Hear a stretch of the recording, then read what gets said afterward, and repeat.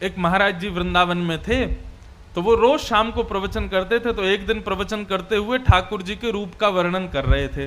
बोले ठाकुर जी भांडीर वन में गैया चराने जाते हैं, पीताम्बरी पहन करके जाते हैं, मोर मुकुट पहनते हैं, कानों में ऐसे कुंडल पहनते हैं, आदि आदि सब रूप का वर्णन कर रहे थे। तो उनके सारे शिष्य बैठ करके सुन रहे थे। उन शिष्यों में सबसे पीछे बैठा था उनकी गौशाला में गायों की सेवा करने वाला ग्वारिया। और वो ग्वारिया इतना सीधा था, इतना भोला था कि सब लोग उसको प्यार से भोंदू बुलाते थे। क्या बुलाते थे? भोंदू किसको कहते हैं? जो बहुत भोला होता है उसको भोंदू कहा जाता है।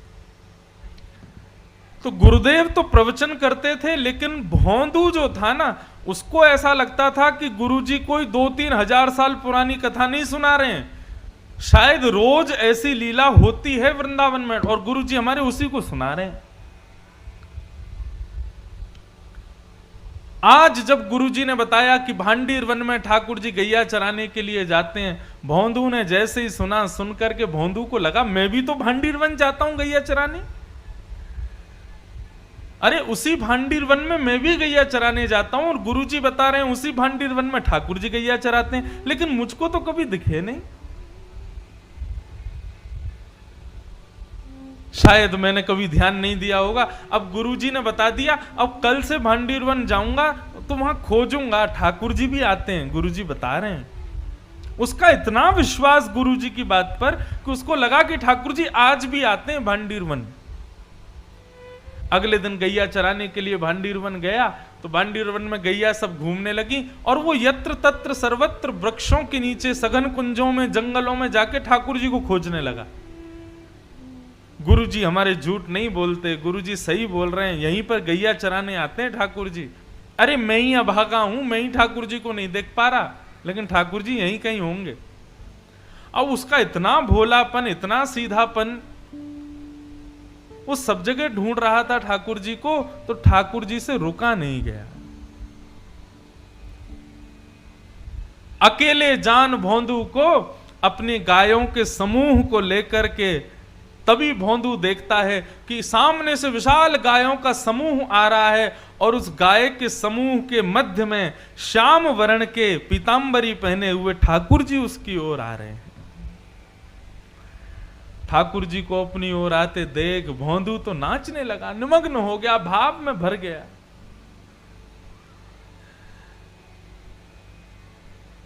कटाक्ष नेत्र ठाकुर जी के, सुंदर कपोल, मधुर मुस्कान, घुंघराले केश, मोर मुकुट सिर पर, पीतांबरी पहने हुए, चंदन की सुगंधी महकते हुए ठाकुर जी गैया चराते हुए आ रहे हैं। भोंदू ने जैसे ही उसको देखा निमग्न हो गया।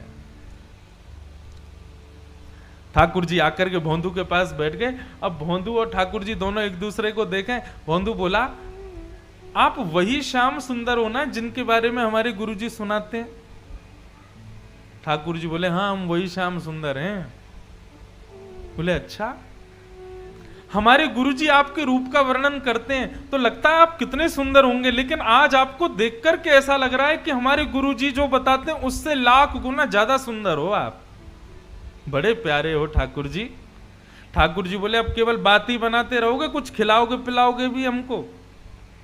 भोंदू बोला, आप मेरे यहाँ मेरे हाथ का खाओगे? बोले, हाँ हाँ हम खाएंगे, तुम खिलाओ। तो भोंदू पोटली में बांध के 2-4 रोटी ले गया था, ठाकुर जी के सामने प्रस्तुत कर दी। ठाकुर जी ने प्रेम से पाया। अब सारी रोटी भोंदू की खा गए और फिर भोंदू से बोले, और खिलाओ।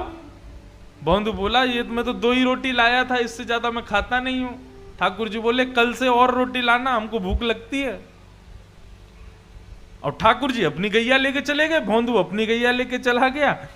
भोंदू को लगा ठाकुर जी ऐसे ही आते हैं, सबसे मिलते हैं, वो तो मेरा ही दुर्भाग्य था जो इतने साल बाद मुझको मिले। भोंदू ने आकर के किसी को कुछ नहीं बताया, उसने गुरुजी से भी कोई चर्चा नहीं की।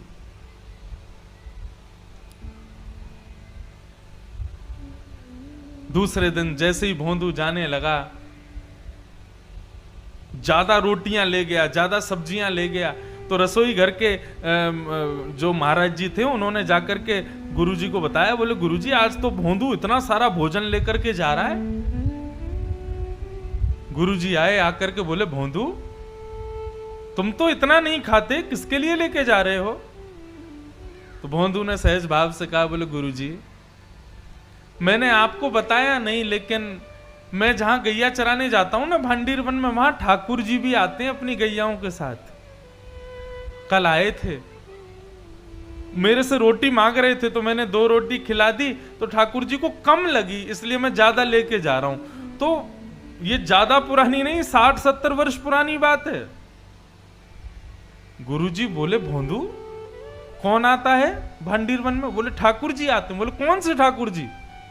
बोले वही ठाकुर जी जिनकी आप कथा सुनाते हो। गुरुजी बोले सच में ठाकुर जी आते हैं? बोले हाँ। अच्छा बता तो सही कैसे दिखते हैं वो? ऐसे कोई बालक मुकुट उकुट पहन के आ गया होगा, तुझको पागल बना रहा होगा? बोले नहीं गुरुजी मैं बताता हूं ना, बिल्कुल कमल जैसे उनके नेत्र हैं, जब वो मुस्कुराते हैं तो ऐसा लगता है मोतियों जैसे उनके दांत हैं, कानों में ऐसा कुंडल पहनते हैं, और गुरुजी सबसे बड़ी बात वे जब चलते हैं ना तो वो बांकी अदा से चलते हैं, और उनके पैर जब पृथ्वी पर पड़ते हैं ना, उसके बाद जब जैसे ही पैर हटाते हैं तो पृथ्वी पर एक अद्भुत सी सुगंधी सी उगने लगती है, एक अद्भुत सा दृश्य प्रकट हो जाता है पृथ्वी पर। पीली पीतांबरी पहनते हैं, चंदन की सुगंधी आती है। गुरुजी बहुत सुंदर लगते हैं ठाकुर जी। बंधुओं, जो सीधे लोग होते हैं ना वो झूठ नहीं बोलते, चतुर लोग झूठ बोलते हैं। गुरुजी ने मन में विचार किया, कोई और मुझसे कहता तो मैं मानता नहीं, लेकिन भोंदू इतना सीधा है, ये झूठ नहीं बोल सकता।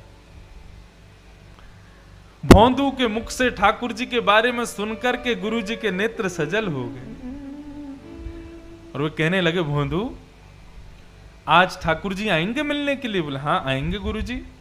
तो बोले आज जब ठाकुर जी आए ना तो ठाकुर जी से कहना कि तुम्हारे गुरुजी ने उनको बुलाया, उनको यहां लेकर के आना, यदि आ जाए तो। बोले अरे गुरुजी मैं लेके आऊं उनको?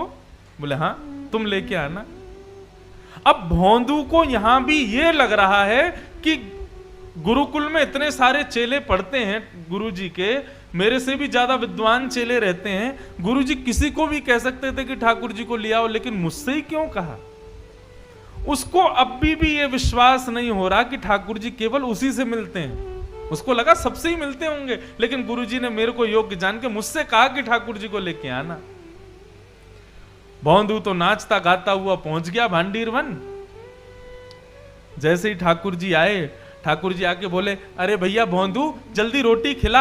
अब भोंदू तो तैयारी करने लगा, पत्तल में रोटी रखने लगा, गुड़ रखने लगा, अचार रखने लगा, दही रखने लगा, और रखते रखते बोलने लगा ठाकुर जी आज एक प्रार्थना करूं? बोले हाँ बोलो।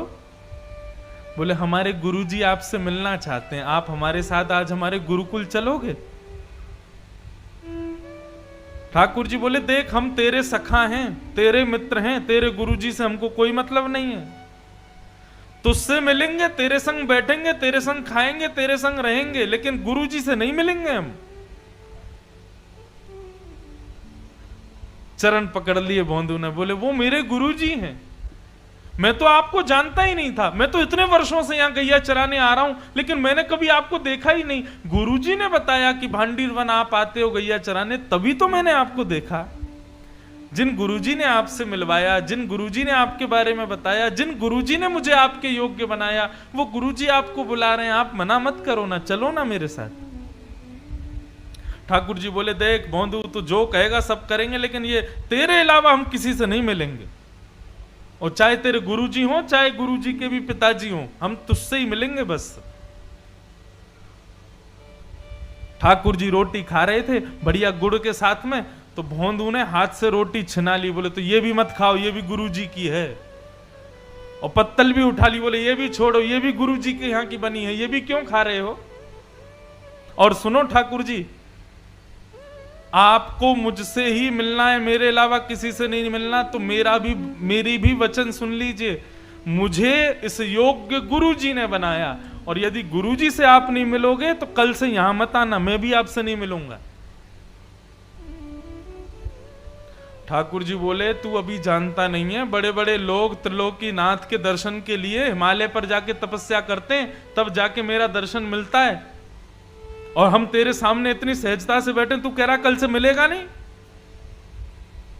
भौंदू बोला मैंने तपस्या नहीं की, मैंने अपने गुरु की सेवा की, तो इसका मतलब ये सिद्ध हो गया कि लोग 1000 वर्ष तपस्या करके आपका दर्शन करते हैं, लेकिन मेरे गुरुजी के चरणों में 1000 वर्षों के समान तपस्या का फल है, मैं उनको प्रणाम करता हूं और उससे मुझे आपके दर्शन हो जाते हैं। ऐसे गुरु को क्यों नहीं मिलोगे आप? ठाकुर जी बोले गुरु जी से नहीं मिलेंगे। तो फिर भौंदू बोला ठीक है, तो आज से मेरी आपकी कट्टी, कल से मत आना यहां पे, मेरे गुरु जी के नहीं तो फिर मेरे भी नहीं आप। और भौंदू ने अपना सारी सामग्री उठाई, सारी गैयाओं को इकट्ठा किया और जाने लगा वहां से, भगवान को छोड़ के जाने लगा। भगवान बोले अरे भौंदू रुक तो जा। बोले अब तो मैं तभी रुकूंगा जब आप मुझे वचन दोगे कि मेरे गुरुजी से मिलोगे। अगर आप ये वचन नहीं दोगे तो मैं नहीं मिलूंगा, मैं नहीं रुकूंगा। भौंदू जाने लगा, थोड़ी दूर गया, थोड़ी और दूर गया। अब मानो जैसे कि हमारे श्याम सुंदर के त्रिलोकीनाथ की त्रिलोक की संपदा छूट रही हो। दौड़े भौंदू के पीछे और पीछे जाकर के भौंदू के कमर पर चढ़ गए ऊपर और बोले तू जहां जाएगा सब जगह जाएंगे, लेकिन तू छोड़ करके मत जा, ले चल अपने गुरुजी के पास में। और आज आश्रम में बैठे गुरुजी राह तक रहे थे कि भौंदू आ रहा होगा गैया लेकर के। तभी क्या देखते हैं, असंख्य गायों का झुंड आ रहा है और उन असंख्य गायों के झुंड के बीच में भौंदू अपने कमर पर ठाकुर जी को उठा करके ला रहा है। यह दृश्य देखते ही जो गुरुजी थे वे तो मूर्छित हो गए, और जब होश में आया तो नंद नंदन को सामने देखा। उठते ही जैसे ही ठाकुर जी को देखा, ठाकुर जी को प्रणाम नहीं किया, पहले भौंदू को प्रणाम किया। बोले तेरी भक्ति को प्रणाम करता हूं भौंदू, तेरी इतनी सरलता, इतनी सहजता, इतनी कोमलता कि तेरा नाम भी कोई तेरे को नहीं बुलाता, सब तेरे को भौंदू भौंदू बुलाते, इतना सीधा है तू। आज तेरे वशीभूत होकर के त्रिलोकीनाथ मेरे आश्रम चल के आए। ये सत्य घटना है वृंदावन की।